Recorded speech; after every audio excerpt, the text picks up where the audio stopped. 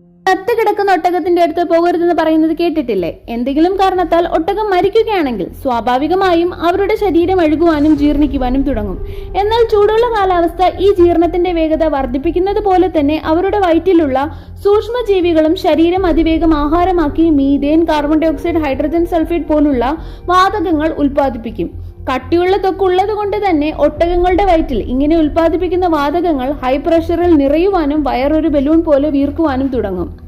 അങ്ങനെ അവയുടെ ത്വക്കിന് താങ്ങാൻ കഴിയുന്നതിലും അപ്പുറം പ്രഷർ രൂപപ്പെടുകയാണെങ്കിൽ പുറത്തു നിന്നുള്ള എന്തെങ്കിലും ഒരു ഡിസ്റ്റർബൻസ് പോലും ഇവയുടെ വയറിനെ പൊട്ടിത്തെറിപ്പിച്ച് കെട്ടിക്കിടക്കുന്ന ഗ്യാസിനെയും ജീർണിച്ച മാംസത്തെയും ഹൈ വെലോസിറ്റിയിൽ പുറത്തു കളയും. ഈ സമയം ഒട്ടകത്തിന്റെ അടുത്ത് നിൽക്കുവാണെങ്കിൽ പരിക്കുണ്ടാകാൻ പോലും ഇതിനാകും. അതുപോലെ പുറത്തു വരുന്ന വാതകങ്ങൾ ഏറെ സമയം ശ്വസിക്കുവാണെങ്കിൽ ആരോഗ്യ പ്രശ്നങ്ങൾ ഉണ്ടാകും.